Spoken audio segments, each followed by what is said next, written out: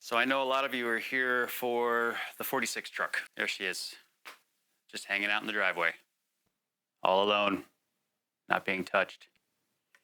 But I have other projects that demand my attention, okay? So hang on just a second. I'll show you what I'm working on.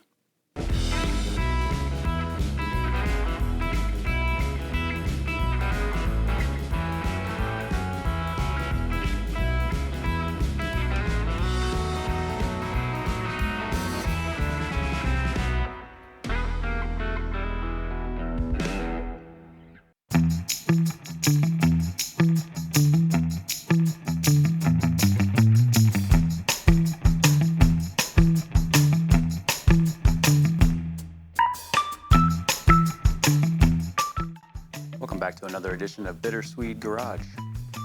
Today I'm going to be working on my 1990 GTR, Skyline GTR. Nissan Skyline GTR, for those who care. So I've got a little issue with an oil leak.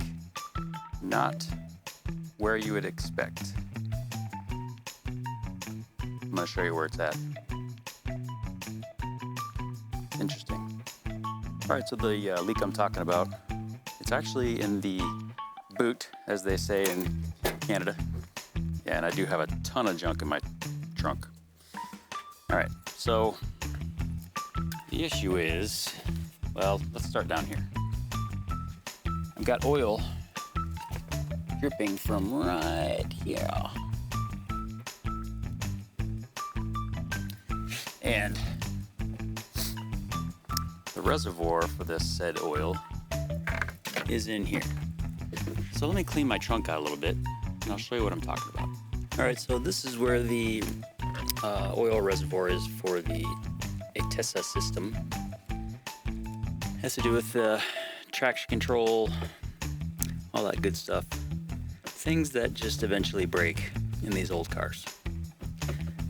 Anyway, let's see if I can get these plastic retainers out and I'll show you what I'm talking about.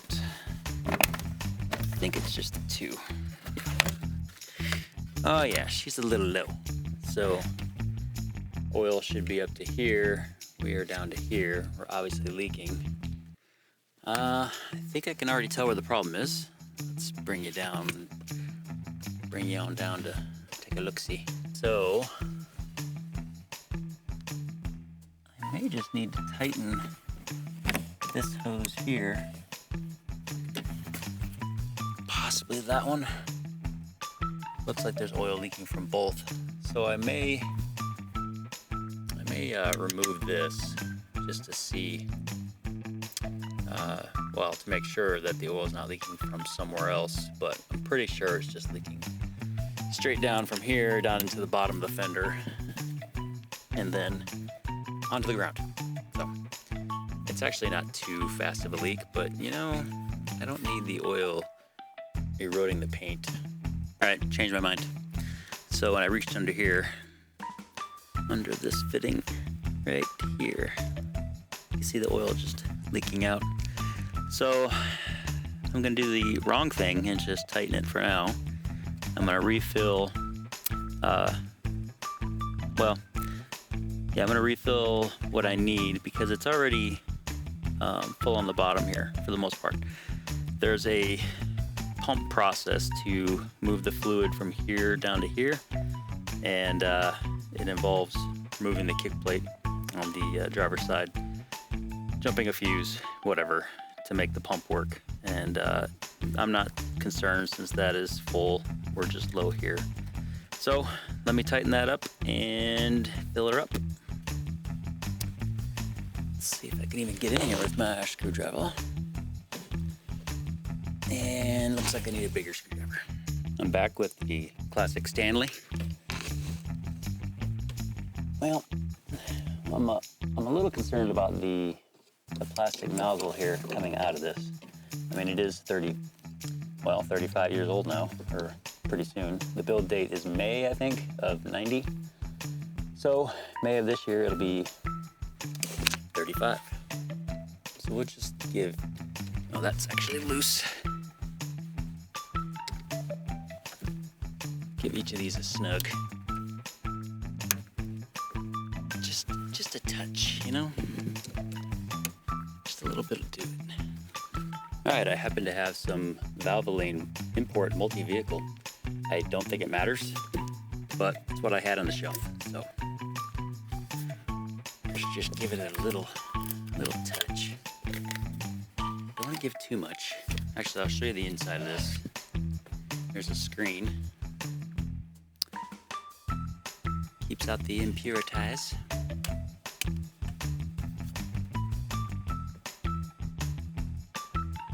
And we're just gonna fill her up to the min.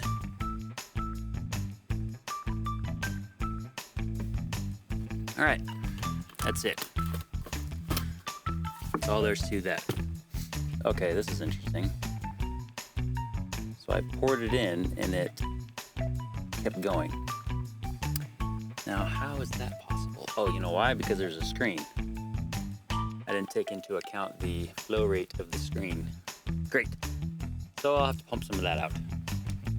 I happen to have this brake bleeder that I got from Hoboken Freight. And it's gotten me out of a couple jams. I don't think I've used it on brakes yet. I just use it for other things. But anyway, let me get this put together and we'll suck some of that ATF out of that reservoir. Y'all ever just slice yourself and have no idea how it happened? I think because we get busy working on stuff and we ignore the pain. I happened to see a little drop of red in this canister. I was like, where'd that come from? My hand. I think I realized where the damage came from. The bottom of this thing has a release valve and I just raked myself against it. It's also like 45 degrees out and these tubes are not being friendly. So it's clean. Warm it up a little bit. Make it a little more pliable. There we go. All right. Look at that. Better living through physics.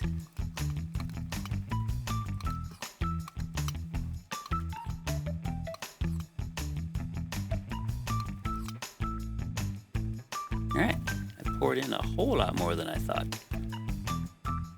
Looking good.